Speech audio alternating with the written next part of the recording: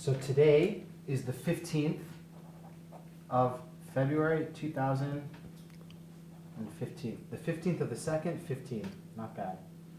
And we are at Gordon, how do you, in Hebrew, how do you pronounce your last name? Your Hebrew name is Mandelzweig.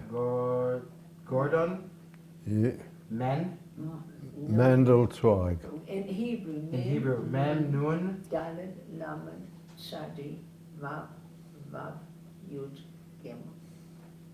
Mandelzweig. Gordon Mandelzweig. That's exactly how your great-granddaughter pronounces it. Mandelzweig. Mandelzweig. Okay. Mandelzweig. Gordon Mandelzweig. Gordon, tell me when you were born, where you were born, and your background, your family, your parents, siblings. I was born in Johannesburg in South Africa on the 12th of July 1926. Johannesburg.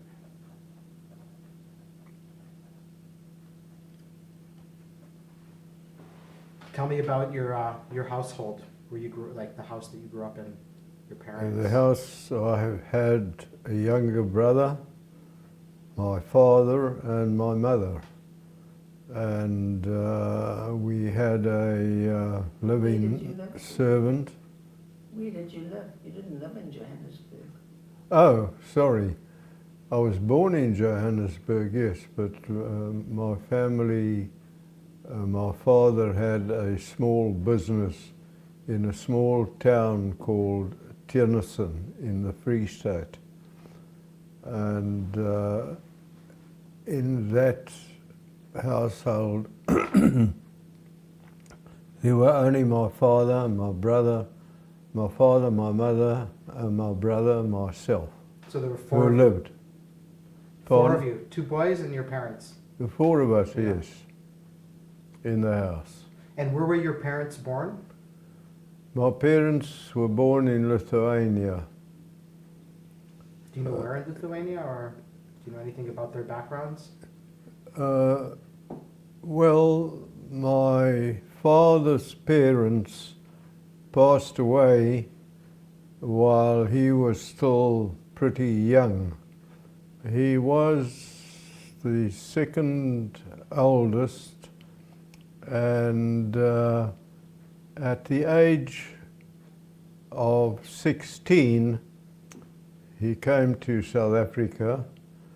The eldest was left to look after the family. I think there were about 15 or so at the time. And that was in Salant in Lithuania.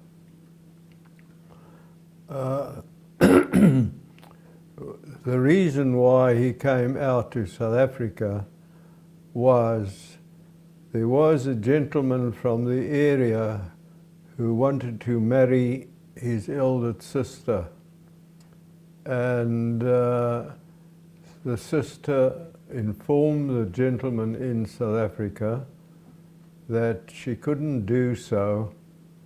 She had to look after the family. He sent her a ticket nevertheless, trying to persuade her to come. But she gave the ticket to my father. And he was about 16 when he came to South Africa without knowing English.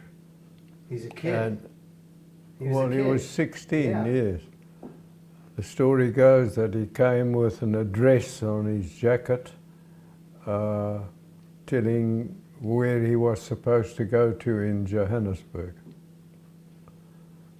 My mother was from Tells.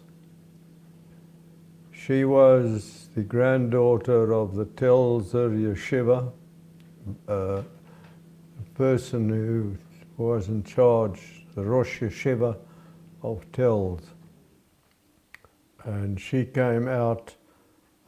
I first went to England and Sunderland, she and her elder sister and three other sisters. They went to England, and from England they went to South Africa. And your parents, did they speak Yiddish in the house? When they did not want the children to understand, they spoke Yiddish, and we obviously learned a lot of Yiddish that way. Tell me about the city that you grew up in. You were born in Johannesburg, but the city was a smaller city? Wasn't it? Yes, the town was called Tiernason. How do you spell it? Teunisen.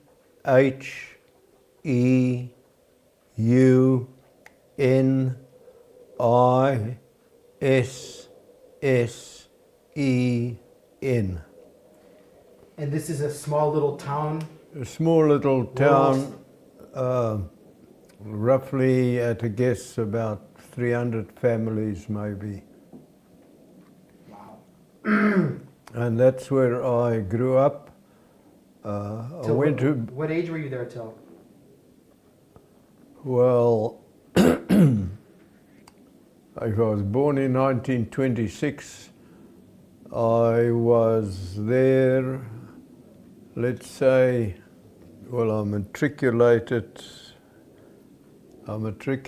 at 16, and Gordon, I just need you to look, no, to have eye contact with me. I need you to look. I need you to look this way.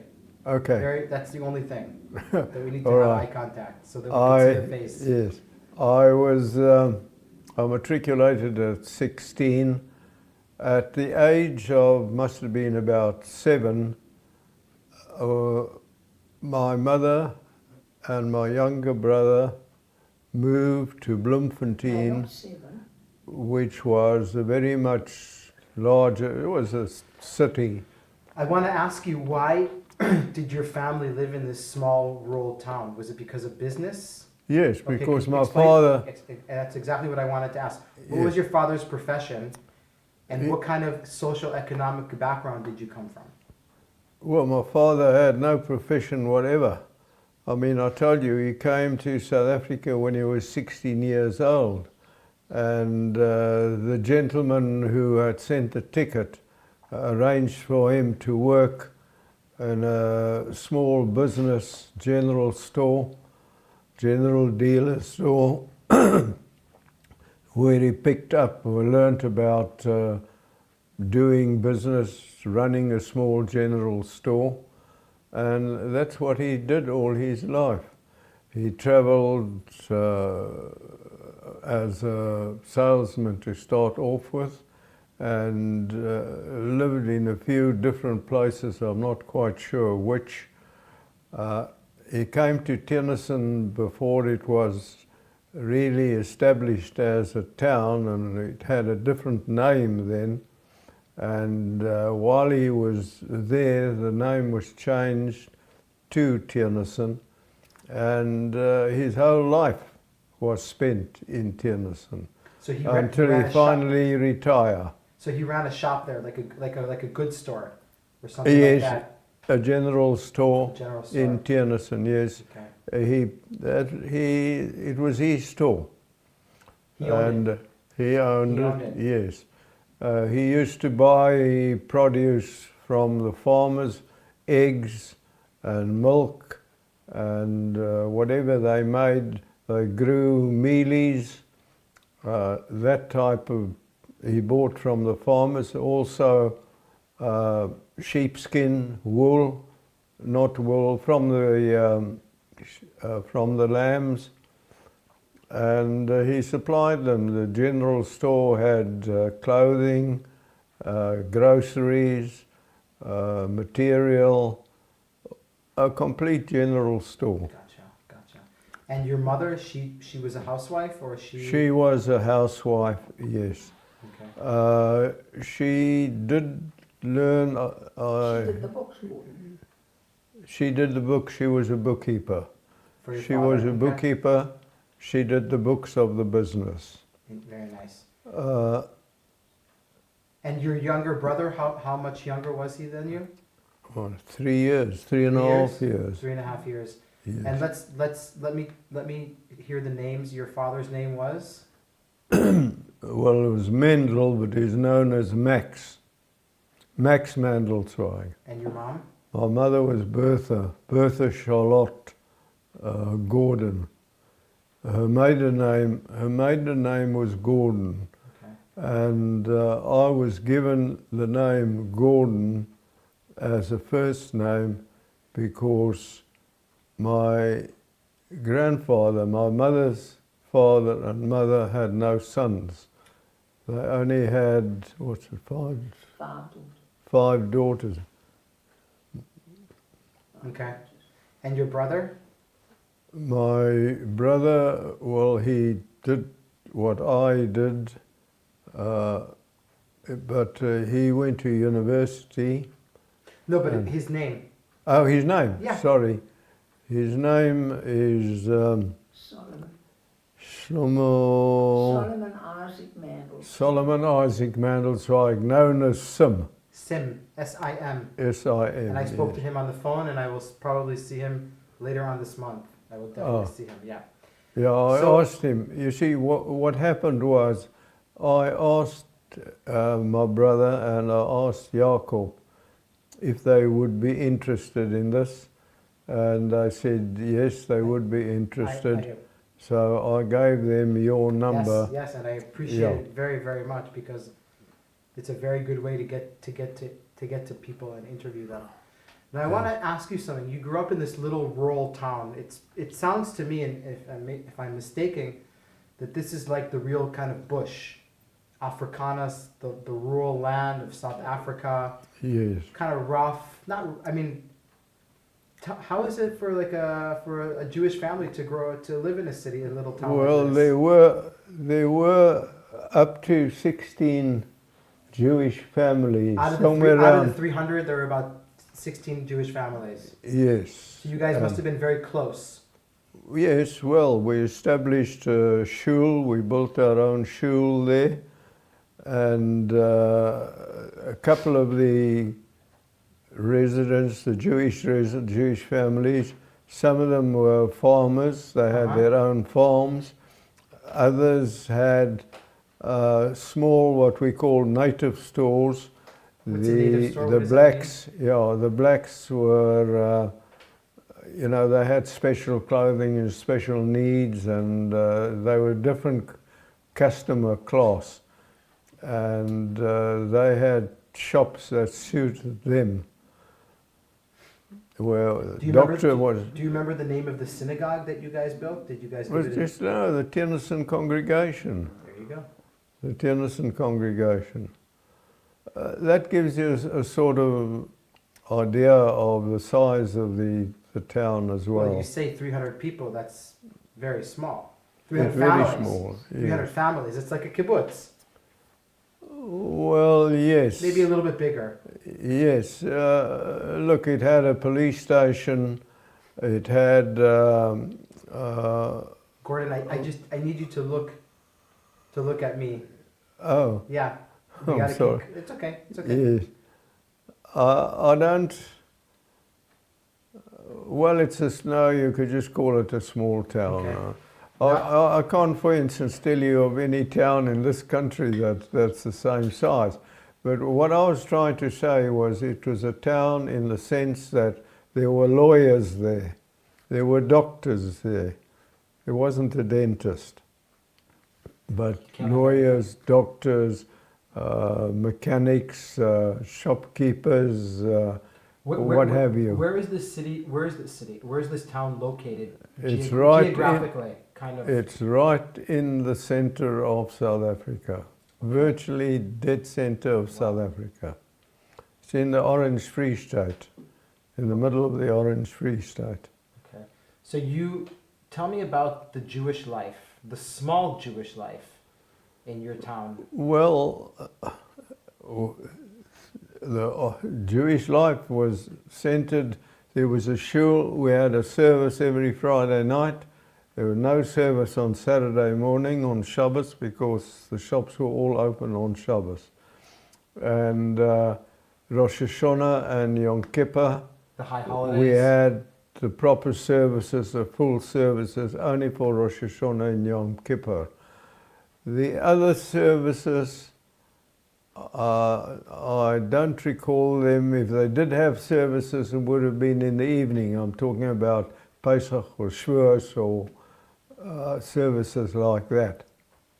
Do you? We had a sheikhut, Okay. and he was, running the shul and doing the services, and cutting he the was meat. cutting the meat, yes, at the slaughterhouse in Tiernason. And teaching. Teacher, well, we learned Cheder with him a couple of afternoons a week. Okay. Now tell me, the house that you grew up in, Yes. your home, is it a religious home? Is it a kosher home? Is it a Zionistic home? How would you describe your home that you came from? Our home was completely kosher. We weren't Sabbath observant or anything like that because of the business and what have you. But it was completely kosher because of my mother's antecedents. I mean, she was a granddaughter of the Rosh Yeshiva, Yeah. tells Rosh Yeshiva. Yeah. So, your and father her was a parents, rabbi. my father, Her father was a rabbi. and her father, Mottel Gordon, was, well, he had Yes, smichas. He didn't work as a rov, but he did have smichas. And is your house? And is there any talk in your house about Zionism, about Palestine, about the land of Israel? Yes, Tell yes. Tell me about that. Well, that, I mean, is part of the, what you asked about the whole Jewish side of the village. All the Jews, all the families in the village were, I would say, Zionists. And, you used to get the Meshalochim coming to collect money for various causes from nearly all the families. I mean, I wouldn't know what they gave, but a number of them came to us to eat if they were datiim. We were referred to them by whoever sent them around because they knew of my mother's parents then were in Johannesburg. Okay, your grandparents. Yeah, they lived, quite a while. Not Johannesburg. In Tennessee, you mean? No, Dorothy, they lived in sorry. Johannesburg. Okay. They only moved to Tennessee when they were too old to be on their own, and my parents looked after them, but they had their own house in Tennessee. Okay. I passed away during the war. And around about that time. We're going to get that now. As far as your education, Yes. you probably go to a public school, a normal school. No, well, I was coming to that when we got interrupted onto another subject. My mother wanted us to go to a better English school, and that was in Bloemfontein. And my mother took a house in Bloemfontein for my brother and myself, the three of us. My father remained in Tennessee because of the business. But we were, so that we could go, my brother and I went to a school called St. Andrew's School, English Church School, in Bloemfontein, a very well-known school. What's the distance between the two cities? What's the distance between the two, where you go to 60 school? miles. 60? 60 miles. 60 miles, okay. Yes. And it was a bit difficult for my father. Yeah. So they decided that my brother and I had better go to boarding school in Bloemfontein at St Andrews. That wasn't kosher. But even though it wasn't kosher, they had, in the boarding school, they had a table for Jewish boarders, and they made sure that we wouldn't be served pork or anything like that. I won't say that the meat was kosher or they didn't have a kosher kitchen. That I'm reasonably sure of. But they tried to look at us from that point of view, not give us milk and meat together and what have you. And well, I was in boarding school from standard 7, 8, 9, 10 as matric. My brother, of course, a few years more. When my mother moved back, we were in boarding school when my mother moved back to be with my father in Tiernissen. Then, if we carry on from an education point of view, when I passed matric, I was 16, and that was in 1942. My father would not allow me, wouldn't sign papers allowing me to go to the army because 17 was the minimum age to go into the South African Army during the war. And he wouldn't sign to say I was 17. My birthday was in July. So I went to university in my first year. Did you want to go into the army? Pardon? Did you want to go into the army? Yes. I tried to persuade him, but he wouldn't. And but at the end of the year, I did my first year in engineering at Witwatersrand University, civil engineering. At the end of the year, I joined the army. He allowed me as a 17-year-old because, well, between the two of us, I joined the army. My eyesight was not of the best, so I wasn't A1. I couldn't go into the infantry or anything like that. And because I'd done a year at university, the South African Army put me into the engineering corps. Engineering corps? Yeah, so I served as a sapper in the South African Army. What's a sapper? Can you explain that to me? Can you explain to me what that is? Mandes. Mandes, yeah. A sapper is not a private. An ordinary infantryman is a private, a soldier, or a sailor if he's in the Navy. If he was in the engineering corps, he came in as a sapper, which is the same as a soldier, but it's that part. The same as a sailor, but it's in the engineering part of the army, not the fighting part. It wasn't I wasn't artillery or anything like that. In the engineering corps. Before we go into the army, and I'm going to get back to that. In a moment. Tell me about your bar mitzvah. Do you remember your bar mitzvah? I remember my bar mitzvah for a couple of reasons. The one reason was that my granny was still alive, and we stayed with cousins of mine, sister of my mother and her family in Germiston, which is a big town next door to Johannesburg. And the shul was quite a distance away from the house where we were boarding. We came to Germiston specifically for my bar mitzvah. And my granny was still alive, and she was brought to shul by car on Shabbos morning, which, well, you can imagine a dotty woman doing a thing like that.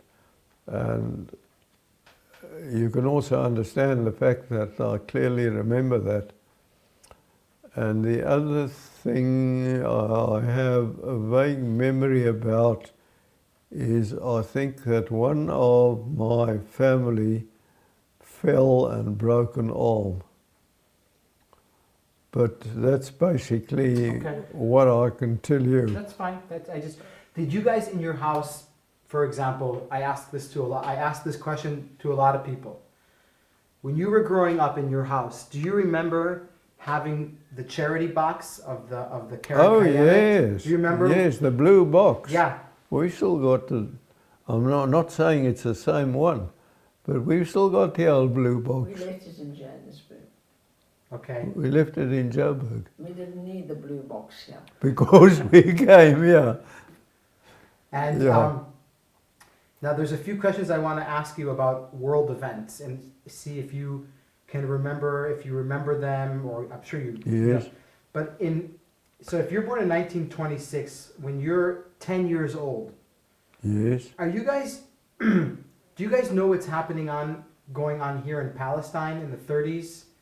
There's riots that break out. Is there anything that you can recall of maybe hearing your parents talking? 36, 1936. 37, 38, 39, there were terrible riots here. Now, some people don't remember them and they don't recall. I just wanted to ask you for the record if you remember. No. I cannot. Look, Tennyson, the Jewish community, if anything happened, the community was talking about it. Sure. So, I may have seen or glanced at the Zionist record, I think was in existence in those days. And I used to read the newspaper, what have you. I would have been aware of. Okay, that's fine. Did you in boarding school, or let's put it this way, until you go into the army, until you're 17, Yes. do you recall any shape or form of anti-Semitism that you had to deal with? Oh yes. I'd like to hear about that. Oh yes. Well, we were called bloody Jood. Jood is the Afrikaans for Jew, and Tennyson was mostly Afrikaans speaking. There may have been, I don't know that there were many more English speaking families than there were Jews. Wow, so it was Well, really the Jewish Afrikaners. Afrikaners, yes. And it was a yurt and yurt and yurt. There was quite a bit of it. We knew that we were Jews or yurt. Was there anything more significant that happened that you remember than just names? Not that I can remember offhand. No anti-Semitic incident. What about at boarding school when you're more in the English? No, in boarding school also not. Okay. No, there were no specific incidents. I was called Yoiki, it's a little Jew. But just because I was a Jew, not with anything sort of behind it that I can remember. Okay. And what kind of student are you? What kind of student are you in high school? Are you a good student? Do you have good grades? Are you? Well, I used to get, I don't think I was first in the class, but I was third or fourth in the class of about 20, 25. And when World War II breaks out in September 1939, yes. What kind of memories do you have of that period of when the war broke out? Not where were you exactly, but yes. Tell me about that. Well, I do remember, for instance, we used to go outside Cape Town. My grandparents, on my mother's side, the Gordon family, they lived in Muizenberg, which is a town just outside Cape Town. It's a coastal town, seaside resort. Mm-hmm. with quite a large proportion of Jewish families. And we were there, we used to go on holiday during school holidays in December. We used to go there, and I remember there were blackouts at night, and we were kids then. We used to go out at night and warn people that lights were showing or something like that. It's just a vague memory. That was about the only part that we took. You're 13 years old at the time. Yes. Yeah. Yeah. But so you're yes. too young to kind of understand the real Yes. mass Yes. problem that this is Yes. definitely. When do you recall that you understand really what's going on? Are you in high school, a little bit older during the war? Tell the story of your dad and the letter. Of the Letter from that your dad received the letter from you. oh, That's when you became aware. we were in shul. It was one of the Yontavim, Rosh Hashanah, whatever it is. Yeah. And my father had a habit, even if it was Rosh Hashanah, he had to go to the post office to clear the box. We had post office box number, business number, what have you. Dorothy. Yeah. So he went off in the middle of Shachrit. He went off to the post office, and he came back, and he had a letter from Europe. The first letter that anyone in the congregation in Tiernason, the first news that anyone had received from their families in Europe. Who was the letter from? It was, I think, from a nephew. I think it was Mandelzweig. It was from the nephew. From a nephew. Yeah, it was a nephew, and it was from him. I don't know what the contents were. I didn't see the letter. I can just still feel, I'm emotional that way. The atmosphere, I mean, the whole service stopped. Our sheikh, she stopped the service, and for a few minutes, the congregation was just talking among themselves. And you remember this moment?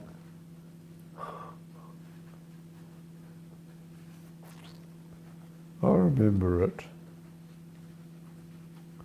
What kind of impact did that have on you, do you think?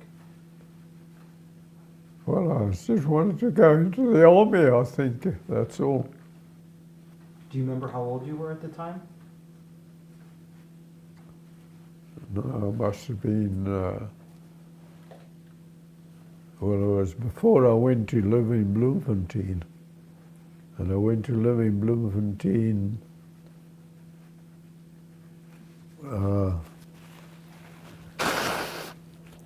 if I was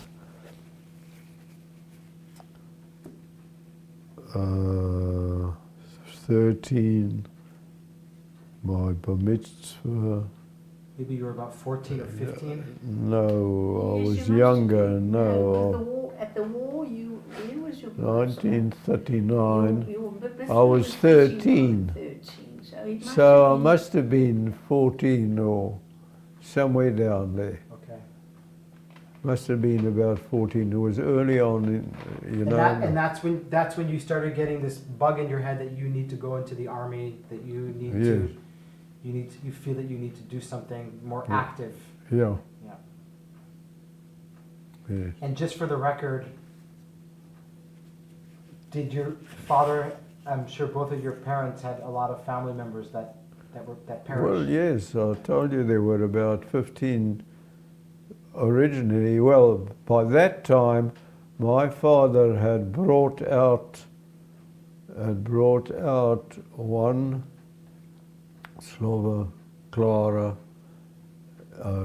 two, Israel is 3, Doba is 4. Yeah. He brought out the Levines, Bernard and Jack, as far as I know, is 6. Actually, you know what? Is there any chance that I can have you sit here? That you can have? You sit here, right here. Oh, If we that can move this he chair. keeps on looking at Yeah, which is fine, which is absolutely fine. He needs Yeah. to give him. That's absolutely fine. But it would be better if he's Yeah. Because he was facing it. exactly. If that's okay. No, that's fine. Are you sure? No, Okay. I'm quite okay. Okay. Thank you. So he looks to me for confirmation. No, that's fine. That's totally I fine. told you that I Well, had to. my wife has my memory now. You know what, Gordon? That is totally fine. I just want her to sit close to me so that we can see your face.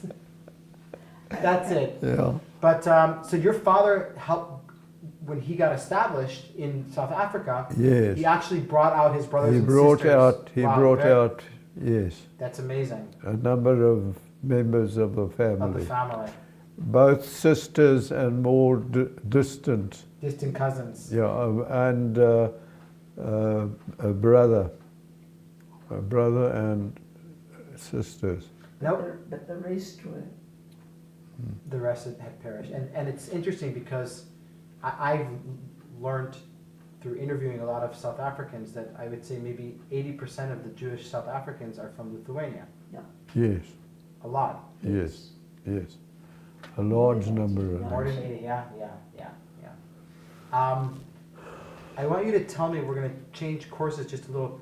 What kind of economically, how is your family? Are they okay? Are they stable? Are they middle class? I'm just out of curiosity. Well, they weren't wealthy, and they certainly weren't wealthy, but my father looked after the people that he brought out for a while until they got settled. And when he sold the business in the late 1940s, it was just after the war. You know, he got a little bit of capital, and he lived on that capital for a number of years. What he left in his will wasn't very much. It was hardly anything, but then they lived to a fair, I don't quite remember the ages now, I've got the No, dates. it's but just, but you said that you had a Yes. servant in the house, but Yeah. most people had servants, Yes, so it wasn't. yes. And He was by no means wealthy, but they were understand. comfortable. okay, yeah. And the fact that your father is bringing out his brothers and sisters slowly out of Lithuania Mm.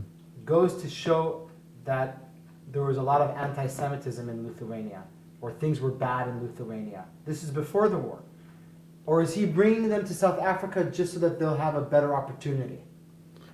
That I am not aware of, that there was anti-Semitism in Lithuania. Okay. I don't Didn't hear think them that talking was. about it. I don't Okay. think that was ever spoken about. Not that I can remember. Okay. And tell me, at the age of 17, we're gonna go back to the army right now, because Yes. we did talk about it. There was just a few other things that I wanted to Yes. clarify before that. Yes, but So, just hang on a moment. sure.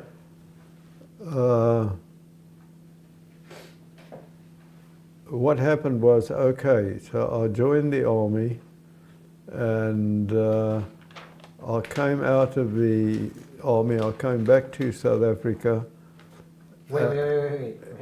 in, Where were you? Where you went into the army at the age of 17 yes, in 1940? 3. 3. 43. I spent 43 in the army. 19. No, 43 at university. 43 was at university.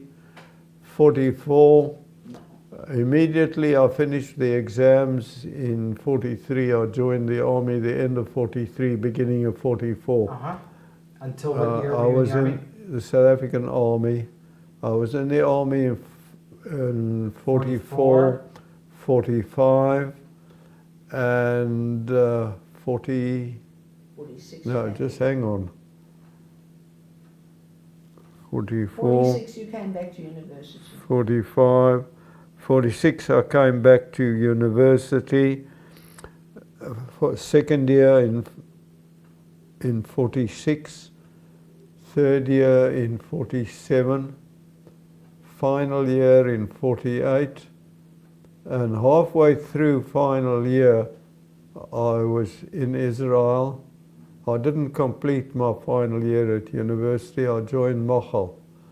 Okay, And well, there's a story attached to that as well. We're gonna get to that. So I'm gonna just write down that you were in the army 44, 45, maybe 46. Just to now, tell me, where were you stationed in the army? Tell me what you did. Tell me about your army experience.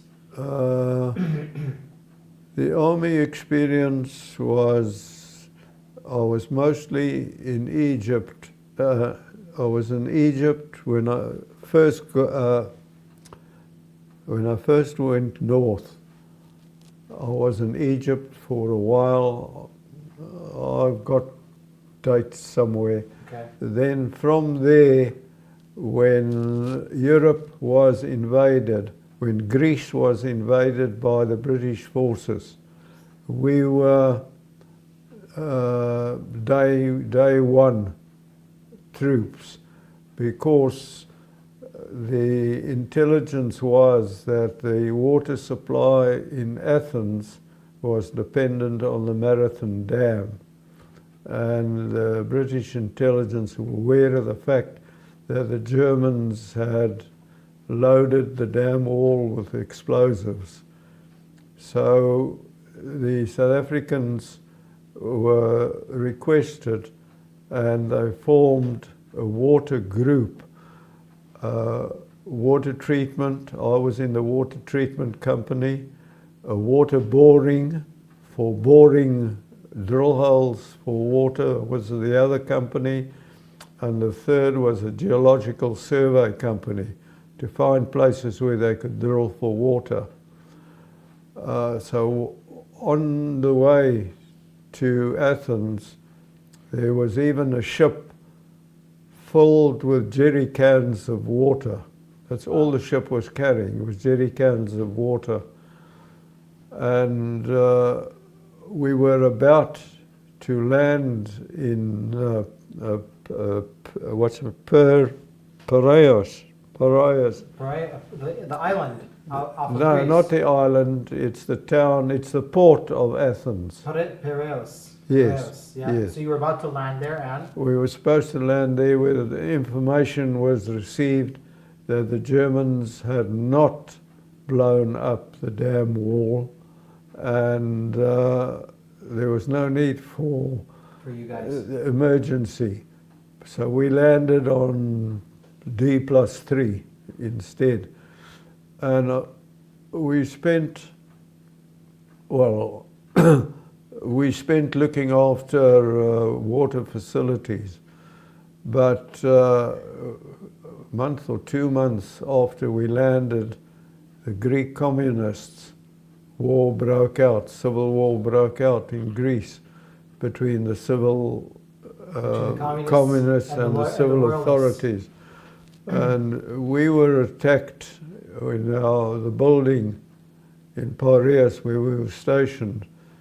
We were attacked as well then. I think there was one casualty. But that happened, that carried on just for a week or two, that's all, or maybe a little bit longer. And after that, we remained in Greece looking after water facilities until the end of the war. So you were in Greece when the war ended? In Yes, May? Yes. in May Yes. 1945.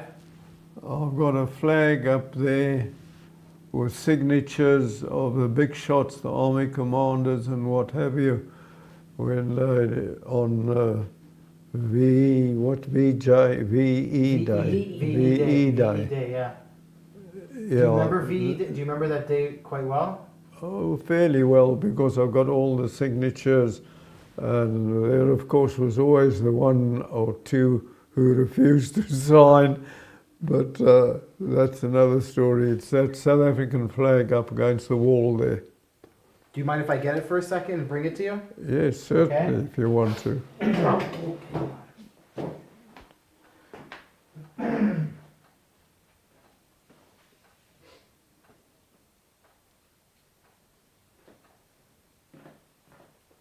You can just hold it for me, just right like that, yeah.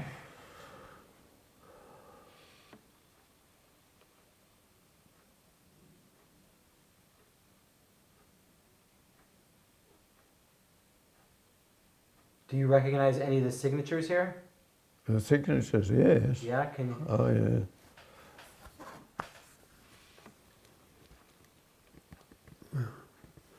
No, I need, they're too small with Okay. a magnifying glass. So, That's okay. I know there You was want me to Starrick help was you? there. You want me to help you? Here's Isn't Claude what's his name? Starrick. He Uh-huh. was a cabinet, Claude Yeah. Starrick was a cabinet minister in South Africa. Uh-huh. Perry van Reineveld That's it. was in the Air Force, one of the Air He Force was the commander. big And he was also the first person to fly from England to South Africa. Fly in a small plane. before The other two signatories I don't remember, but Van Reineveld is clear and Claude Starrick is clear. The others I might be able to see with or remember. And then, of course, there are a lot of signatures of the unit that I can find. Duval, there was a commander, Duval and Edwards. The signatures in the middle was all the big shots, and the signatures above was all in the unit. Did everybody get a flag like that, or just you? No, only me. I mean, I happened to have a flag, and when I knew that there was going to be this parade, this VE parade, on 18/5/45. 18. Yeah, so the war was over about a week Yeah. after the war ended. Yeah, Yeah. roughly. When I knew that we were going to have this parade, I decided to, To get a flag. yeah.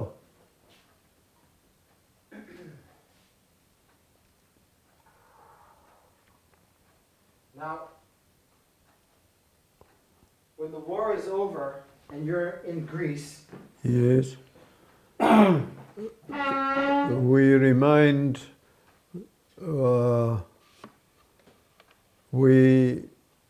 there was the South African Air Force bringing the South African soldiers back, and that took about 6 months.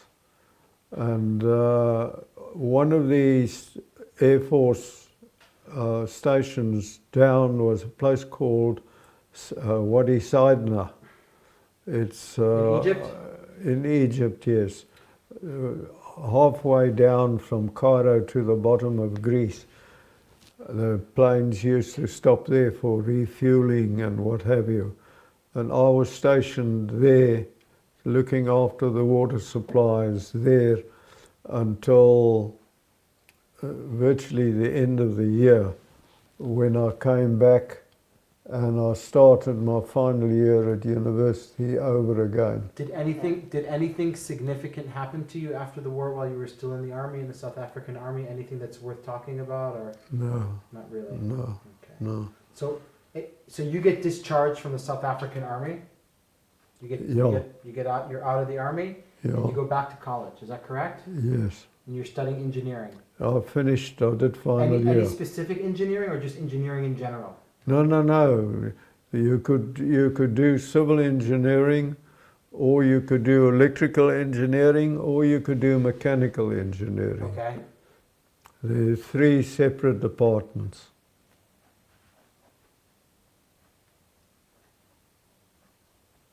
And which engineering do you go study?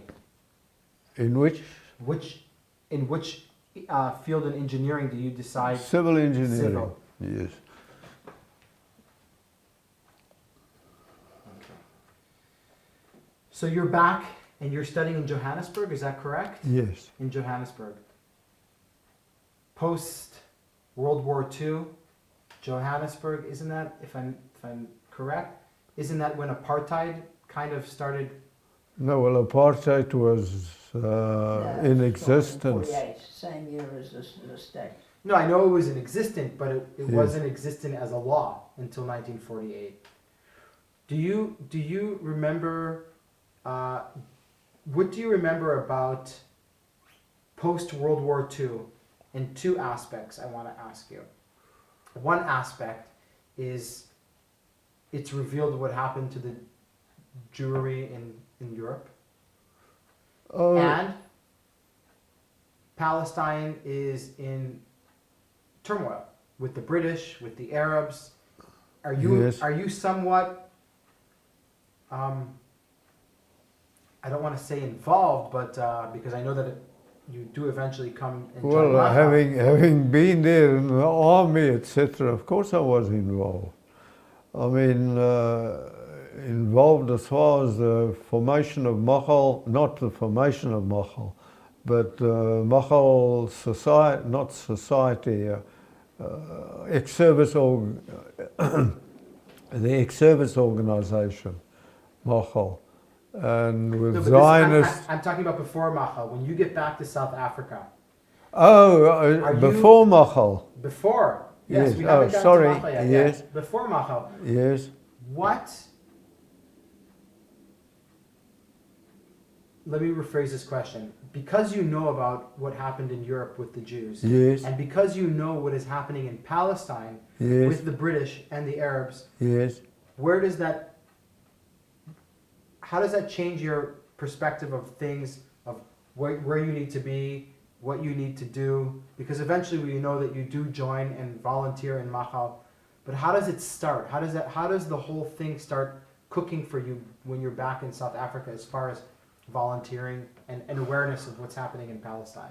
Well, look, at that time, one reads the newspapers and one knows what's going on, and one is Jewish and one knows about Israel. You just generally know, and either you are a Zionist and want to do something about it, or you aren't a Zionist and you're not interested.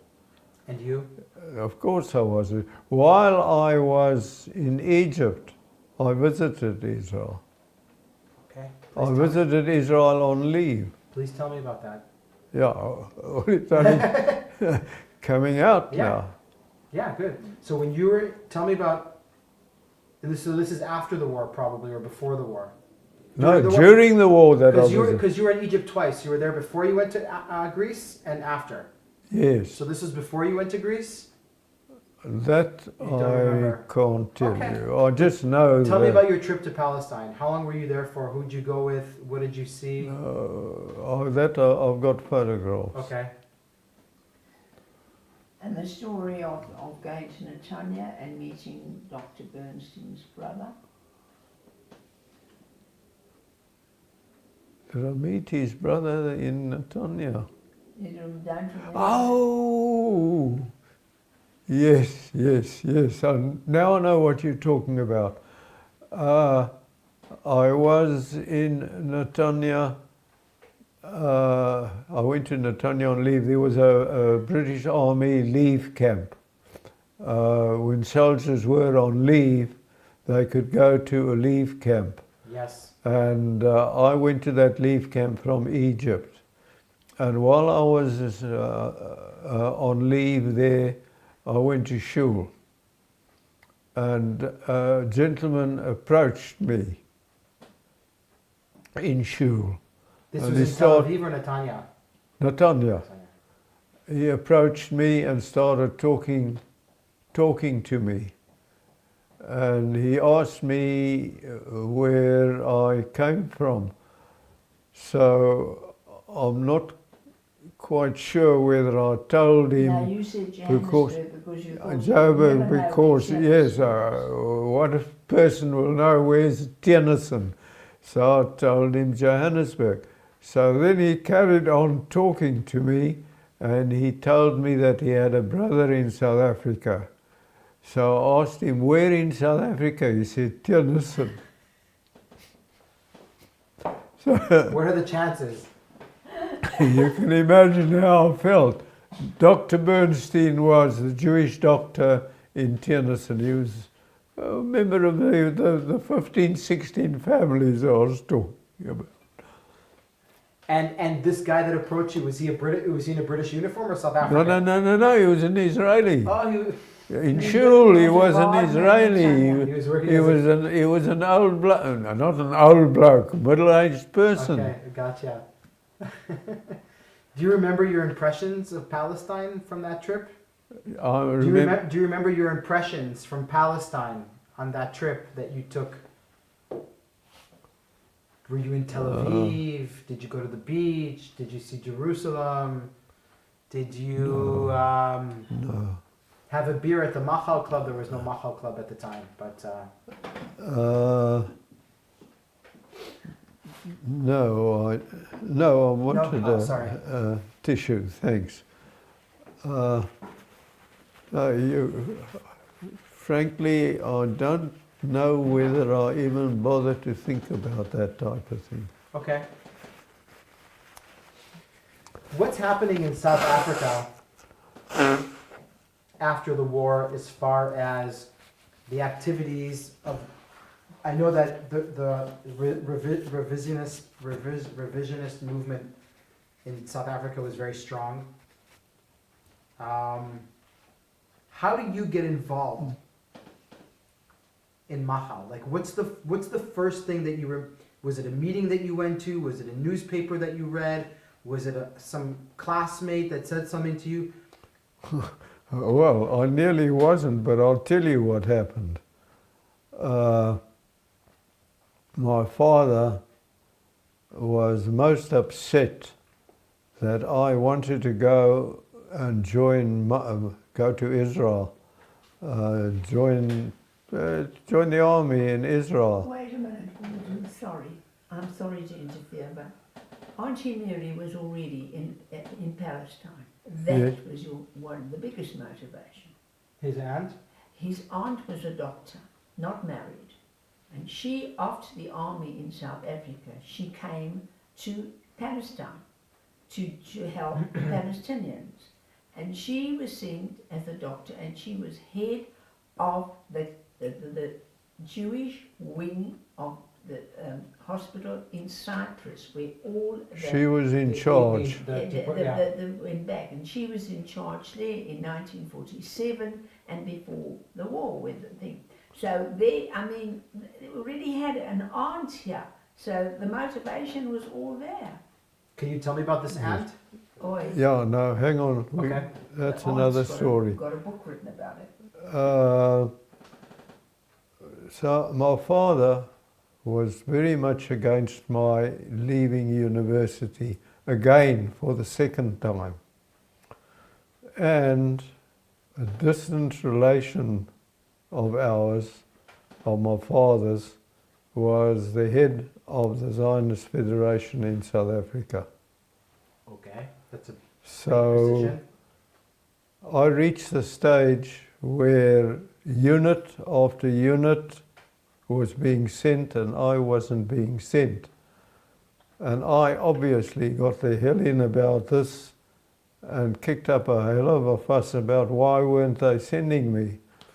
And the bloke in charge got so upset that he told me why I wasn't being sent. So within a week after that, Your father had told them not to send you. within a week of that, I think a week, 10 days of that, I was on my way. Do you remember? That's why, yes, I came. Do you remember before that? Do you remember going to meetings before you were sent, before you left? House talks. What was the mood like? What was happening with people who were wanting to volunteer and go and fight, and what was? Oh, they were volunteering and they were nearly all accepted. There were no really problems. I mean, the South African army the South African government was well aware of what was going on. But Gordon, what Joshua means, what motivated you? I mean, what gave you that? Because you wanted to volunteer. That's Because I was Joshua a Zionist, of course I was a Jew. Yes, there you go. That's what Joshua Yes. wants to know from Yes. you. And the fact that I was in final year university, it was more important for me to go. And do you remember arguing with your father about this? No. No. And when you finally were about to leave? Yes. I didn't fight with my father. Oh, I'm not saying fighting, but I'm saying. Yes. No, look, I quite understand. I mean, like a 16-year-old, and he battled and his life to start off with. And the fact that he felt I'd done my share by being in the army already and what have you, I understood him as a parent. Absolutely. That is absolutely understood. Yeah. Do you remember the few days before you left, saying goodbye to people? Yeah, well, there are. I vaguely remember. Okay. Yes. And the journey from South Africa to Palestine, Yes. I'm sure it wasn't a direct flight.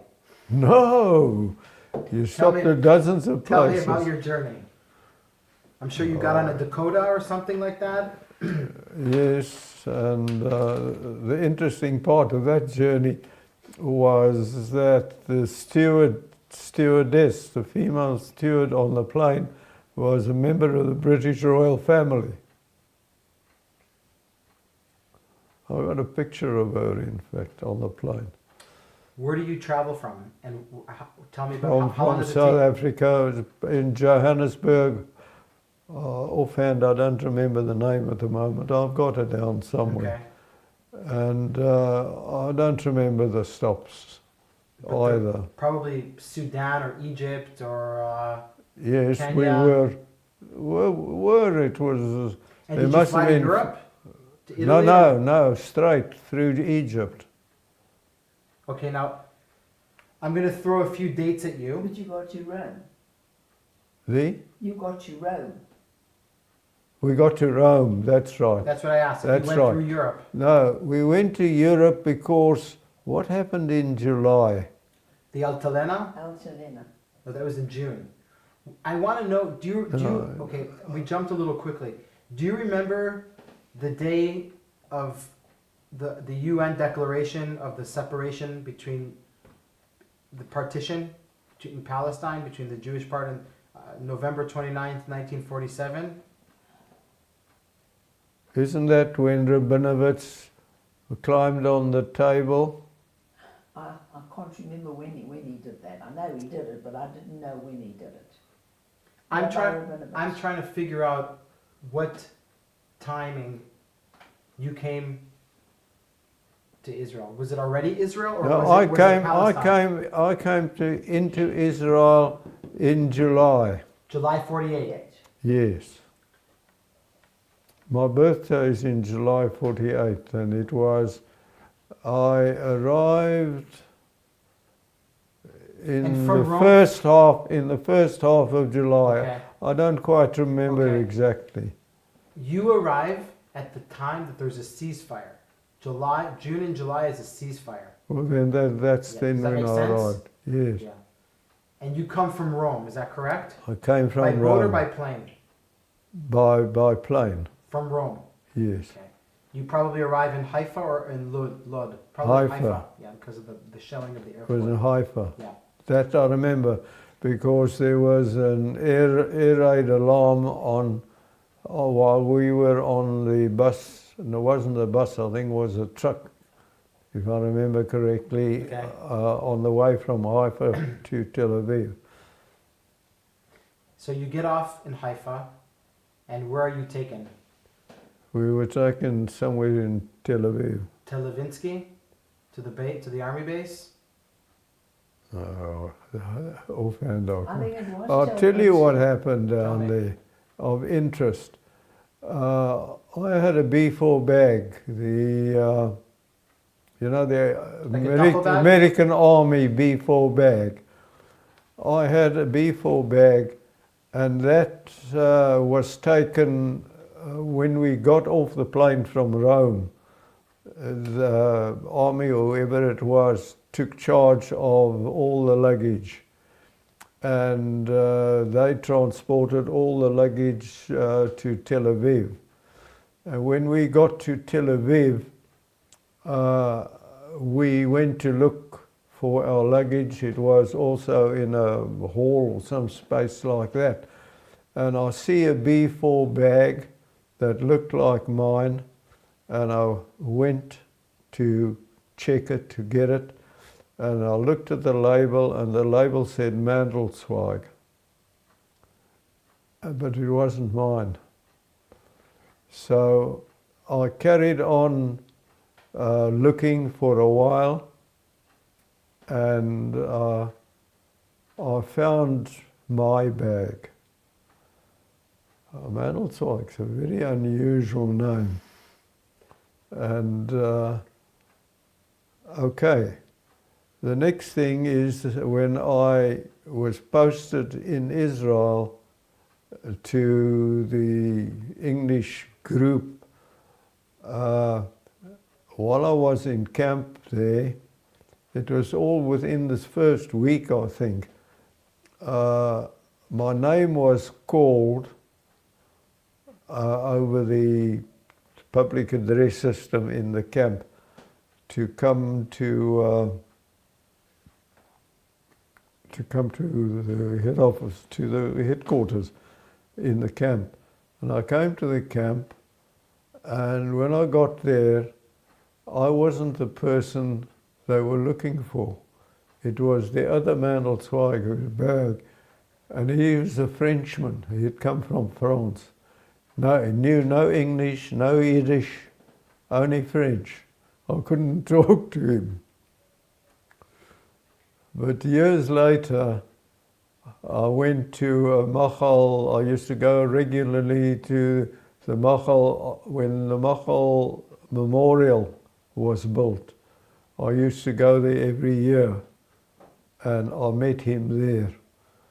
By that time we knew a little bit of Hebrew, we could talk. I told him the story about the finding his bag. Now tell me, Coincidence. when you arrive in Haifa, you're taken down to are you with any other Machal members from South Africa? Yes, of course, we went with a group. Group. There was a group of about 12, 14. Nice.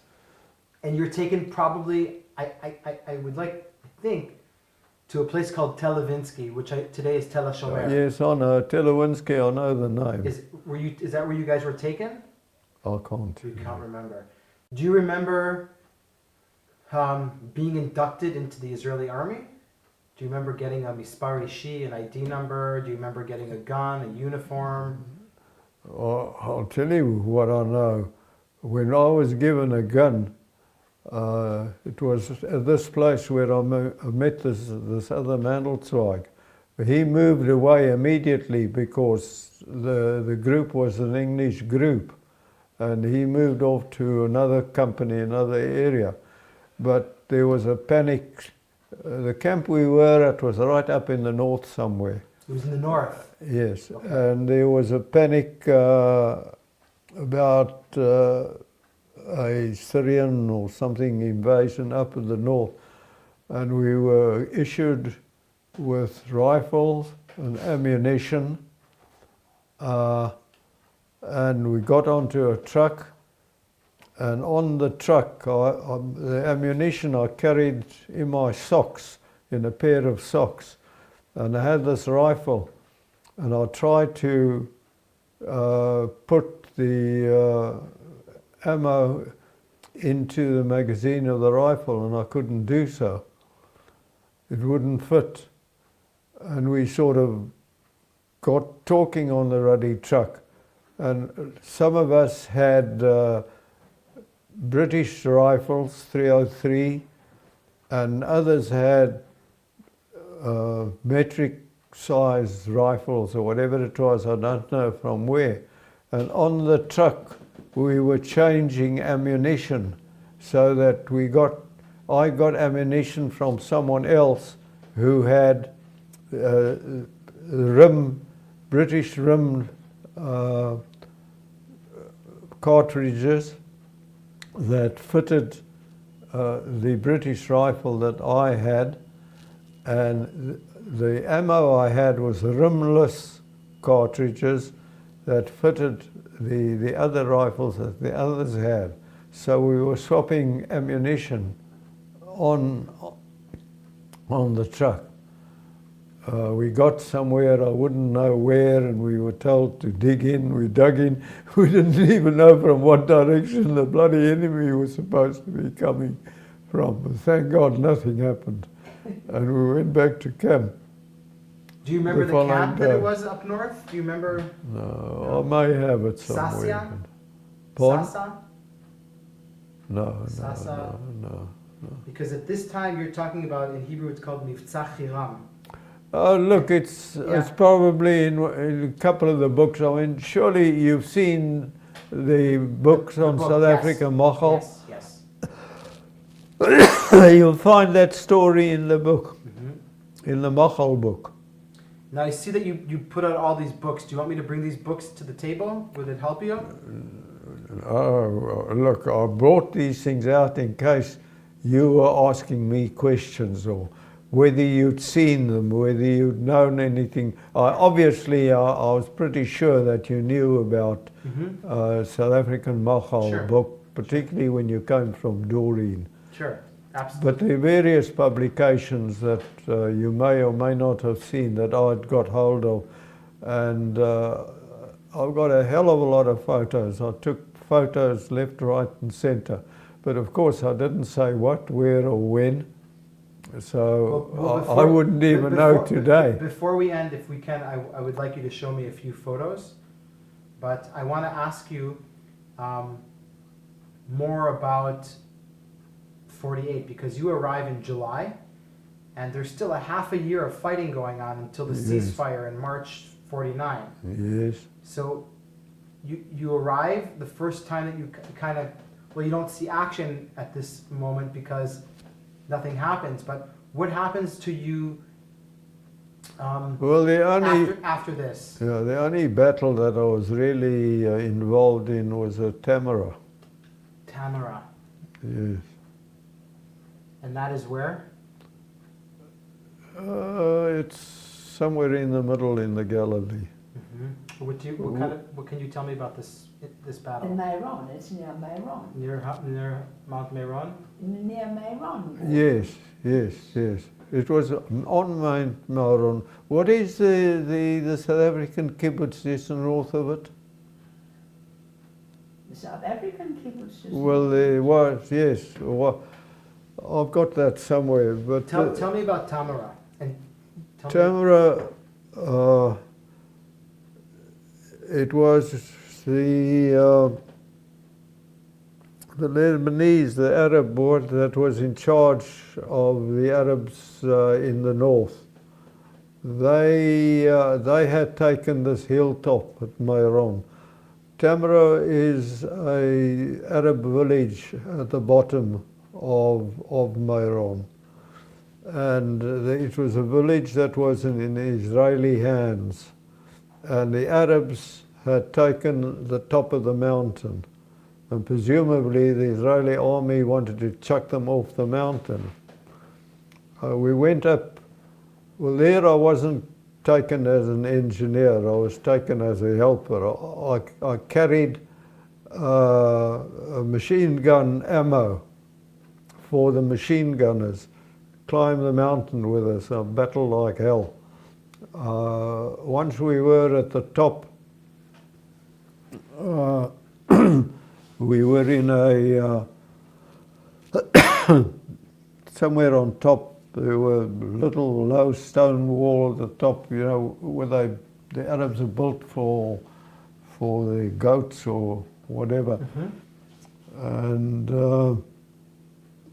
that's where the battle took place. And the infantry, the South African and the English, the whole English group, the 72nd company, they were in the firing line. The battle went on for a while. I was helping the machine gunners because I had their ammunition. The 72nd attacked, and I wasn't there at the end of the battle because there were a couple of wounded and they wanted people to carry the wounded down. So I was taken off I'd finished my job in the sense of having brought and I was just using as an infantryman, but they grabbed me and a few others to help carry the wounded bloke down to the bottom in Tamara. And at the bottom there was an American. He got so upset, or by the time we'd got down the hill carrying this wounded chap, there were about 4 or 5 or 6 of us carrying the stretcher with a bloke. When we got to the bottom, this one American started to attack a couple of Arab kids because they were Arabs, and we had to stop him from doing so. He was so upset, and He was in shock. yeah. That was about the only time that I was under live fire or under action. That was about, may have been September, October, I'm not quite sure, that I was in any action in Israel, that I can remember anyway. And basically, who was wounded of our group? Wasn't Zev wounded? Zev Swift? Oh, yes, yes. One of the chaps in the unit, in the water treatment unit, no, it wasn't water treatment. It was all engineering to do with the explosives and mines and what have you in the Israeli army. But were you used as an engineer in the Israeli army? Yes, I was in the engineering corps. So because I was in the engineering corps in the Israeli army, yes. So what kind of stuff did you do for the engineering corps? What kind of? We just explosives, training in explosives. One of the things that we did was the ship Altalena. You were talking about the Altalena. Sure. Yeah, tell me about the stuff on the Altalena, the explosives on the Altalena. Yeah.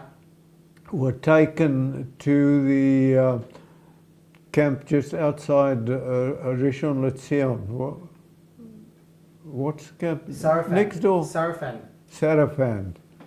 There was a British camp at Sarafan. Huge. Yes, huge. And they had all their stuff from, I think it was the Altalena, I'm reasonably sure. They had all the explosives there because we were supposed to know what this was. There were huge bags of powder and all that type of thing. We went to examine it and see whether we could recognize it. That was one of the events that we were involved in. Did you And have to get back again to this, I don't know whether it was at Tamara or another, I'm trying to think, another place that we were involved in Galilee at the same time we were attacking. I'll remember when one of our chaps was in my unit. I was a sergeant of the group, and it was a young English bloke by the name of Zev Swift, and he was shot in the shoulder. I went out and I got hold of him and I brought him back to a medical post. But this bloke eventually became Zev Sufot. He became an Israeli ambassador To China. to China. Where are you stationed most of the time while you're in Israel? In the north. In the north. In the north.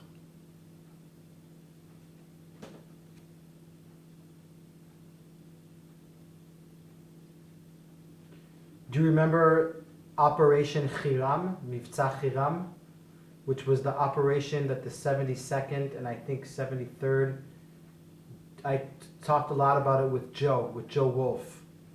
If then definitely I was there, because Joe Wolf was in the 72nd. Correct.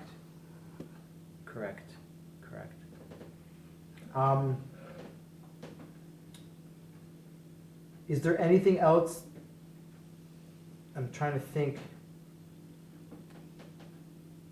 When did you stay in Israel until when did you go back to South Africa? In time to start, I think I've got my discharge papers on the 6th of January. 49. I think I've got it lying there. If you want. We'll check in a sec. Pardon? Don't get up yet. Don't get up yet. We'll check that in a sec. Don't get up And yet. some photos. Yeah. So altogether you were here July, August, September, October, November, December, 6 months. That's all, wasn't it? Yes. That's a long time. I to think be- that's all.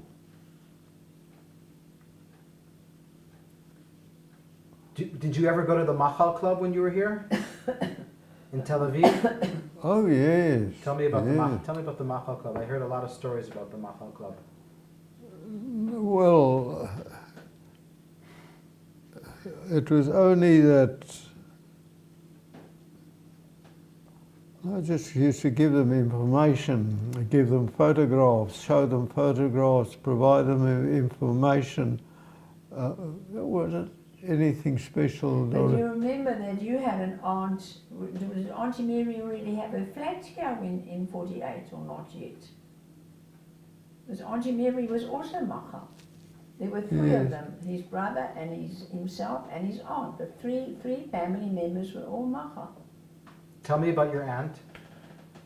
My aunt went from Lithuania to study medicine in, not Sunderland, near Sunderland in England. Yeah. And while in final year, just before she graduated, she was already sort of semi-British Army, because In the First World War. in the First World War. That's where she started off.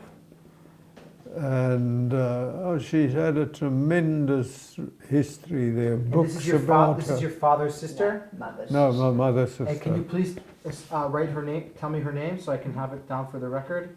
Dr. Mary Gordon. It's actually Dr. Mary Sylvia Gordon, but it's Mary Mary Gordon. M-A-R-Y, Yeah. Sylvia, S-Y-L-V-I-A. Yeah. And Gordon. Gordon. Okay. Very important. Okay. So continue, please. Yeah. She was in the First World War, and then the Second World War. No, then she went back to she came back to South Africa after the World War, the First World War. Yes. She went out to South Africa. She went and out, had okay. a practice. And she was a doctor in the Civil War in South Africa. In South Africa? In South Africa, there was a civil war between the miners and the others. 1922, there was a miners' strike in South Africa, and it resulted in a battle between the South African army and the miners that were in a particular building. And she was involved in that? She was there? Well, what happened was that the army asked for volunteers. No, it was the strikers, whoever it was, the hospital authorities. The hospital authorities asked for volunteers who would go to the scene of this battle. Of the strikers, because they had a number of injured people and they needed a doctor. And the only volunteers was Dr. Mary Gordon and one other, also a Jewish doctor. One other Jewish guy. They were the only two who were prepared to volunteer to go and help them. And tell me, your cousin, your aunt Mary, when you were here during Machal for those 6 months, did you see her here? Yes, I've got a photograph of my brother, myself, and Mary. The three of us in a hotel in a row parallel to the shore. Tel Aviv.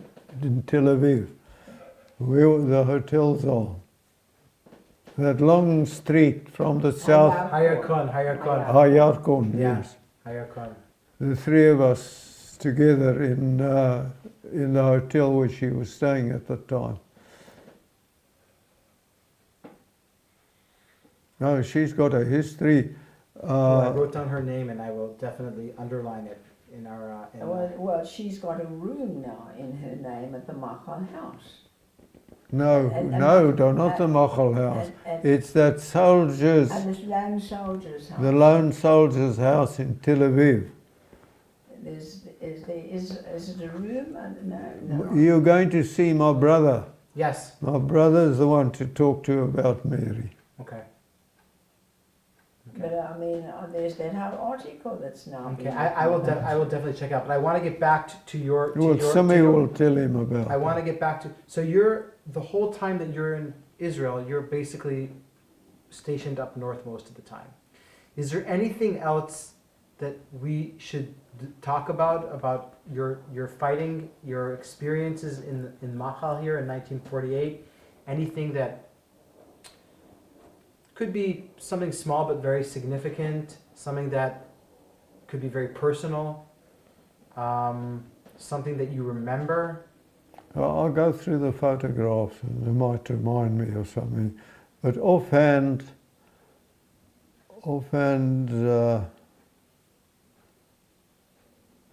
I think I've told you the important things was about Zev Swift being injured, and about this other little event where we carried the bloke down from the mountain and made him.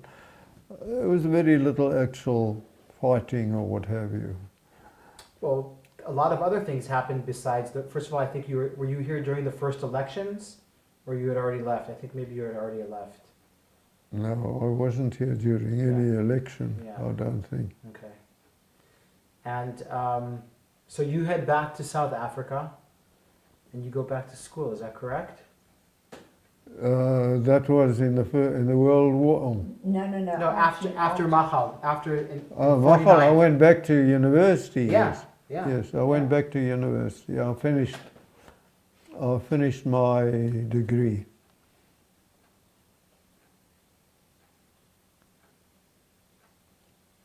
And you had to pay off. The loans. Yes. I mean, the South African Zionist Federation No, first say the South African Army gave you money. Oh, the soldiers from the South African Army gave us money to go to university. Sure, like the GI Bill in America. That's right. Yes. But the money is only... Once he went to Israel, they stopped it. Oh, the army stopped, And then, yes, then because the when I went to Federation Israel, paid for the and the South African Zionist Federation paid, For the rest of your took studies. off, yes, for my final year. And we had to pay And off then- while we were married. We were still paying off his loans. So I want to go get some photographs right now, Gordon, get the photographs. and we'll bring them here to the table. With Auntie Mary. Hold on, let's see. Wait, put it on the table. Auntie Mary, my brother and myself. Which one are you? This one.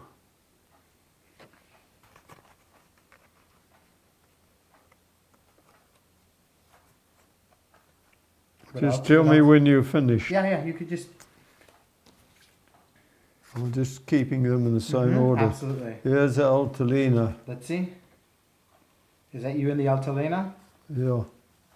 With me standing on the... We're gonna do this a little.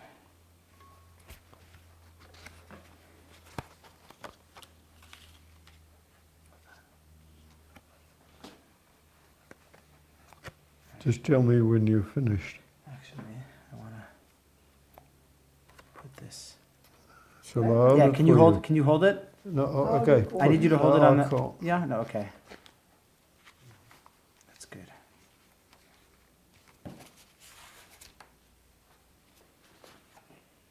So that's you, and that's the Altalena in the background. Up. No, Oh. no, I thought... Exactly. That's good. That's you and the Altalena in the background. Is that correct? Yeah. Okay. This is a photograph of a group at one of the stops on our way up to Israel. That's the group that I was in. Are you in the photo? No, I'm taking the Oh, you're photo. taking the photo. You're taking the photo. And I those see. days you couldn't take it with, you had to hold the camera. Okay. This was 20 years, I think. Oh, wait a minute, I've got it here. Israel, oh, this one left 1948. Jeff Perlman and Who's Dave that? Jeff Perlman and Dave Sussman.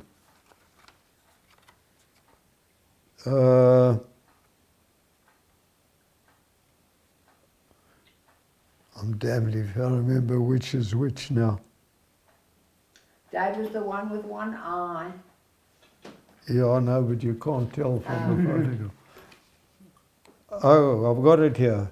Left to right, Jeff Perlman, Dave Sussman. Jeff Perlman, Dave Sussman. And where were they from? Where they, somewhere in South Africa, that I can't quite Also tell from you. South Africa.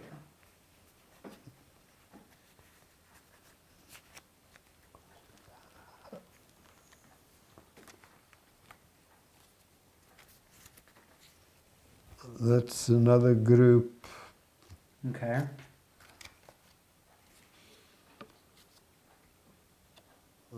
This was in the camp somewhere, I'm not sure. Is that you? Yeah.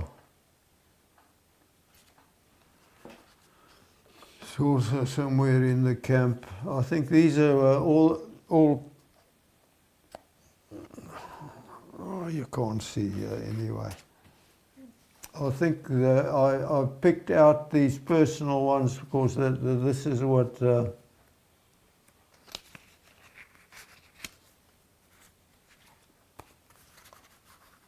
Okay. They're just groups. Now why these? This must have been taken on the way up.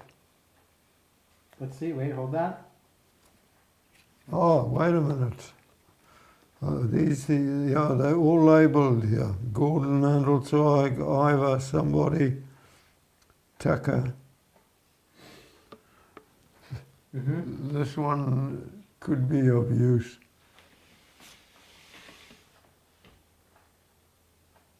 Okay.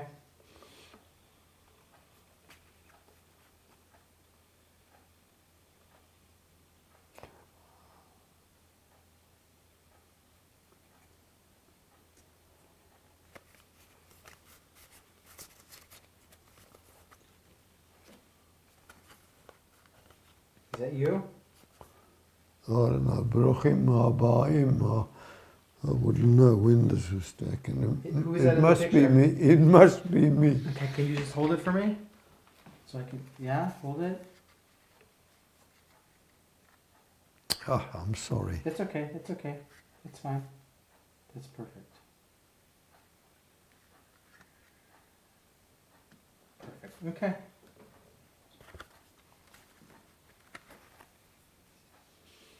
Oh, damned if I know what this is. Let's see. No.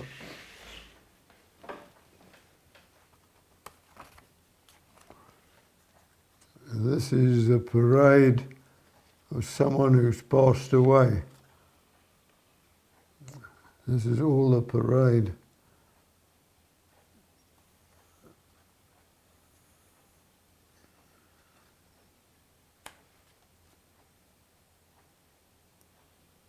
No.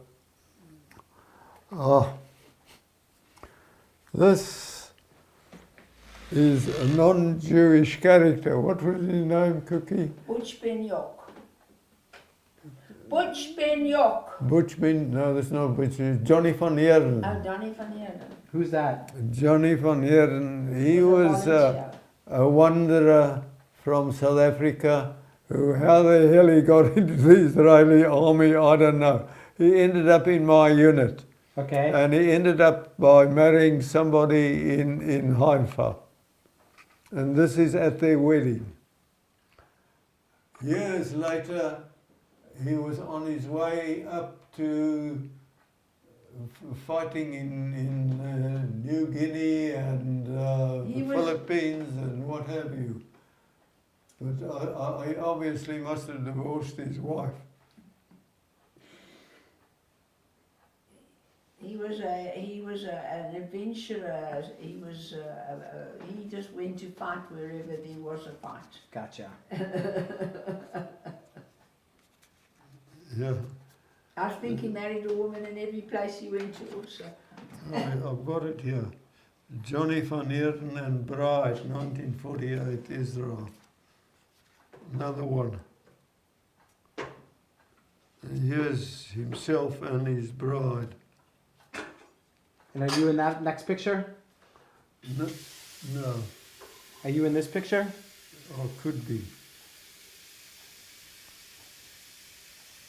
Israel, wedding, Johnny van Heerden. Dorothy, can you see whether I'm here? Okay. Hold on a second. Hold on.